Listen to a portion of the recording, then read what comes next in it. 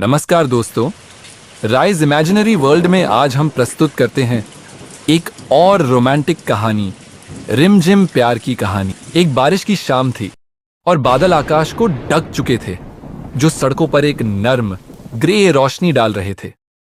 राघव रास्ते पर चलते हुए अपने ख्यालों में खोया हुआ था जब अचानक उसने उसे देखा। वो एक पेड़ के नीचे खड़ी थी।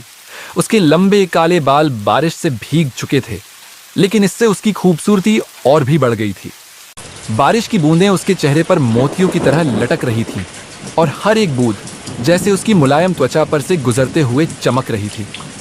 उसने सफेद ड्रेस पहनी थी, लेकिन वो इतनी खूबसूरत लग रही थी जैसे वो कोई परी हो।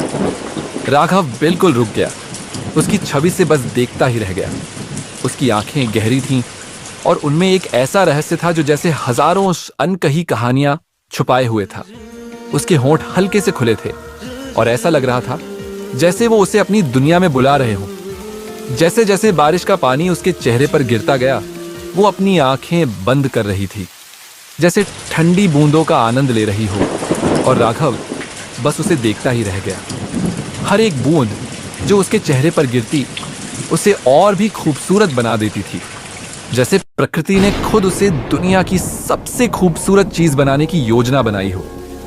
एक पल के लिए समय जैसे रुक गया।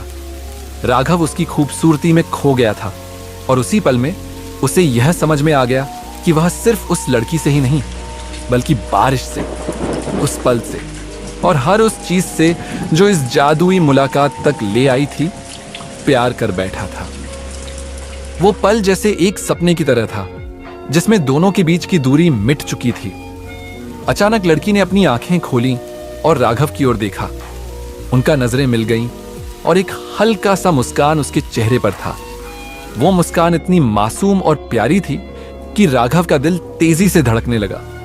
राघव ने धीरे से कदम बढ़ाया और उसकी ओर बढ़ते हुए कहा, क्या तुम मुझे इस बारिश में अपना नाम बता सकती हो? लड़की ने थोड़ा शर्माते हुए सिर झुकाया और बोली, मेरा नाम सिया है। सिया के इस जवाब ने राघव के दिल को छू लिया। बारिश की बूंदों के बीच दोनों के बीच एक अनकही बात बन चुकी थी। वह बारिश और वह मुलाकात दोनों ही अब उनके दिलों में एक अमिट छाप छोड़ चुके थे और ऐसा लग रहा था जैसे समय ने उनकी प्रेम कहानी को एक नया मोड़ दे दिया हो।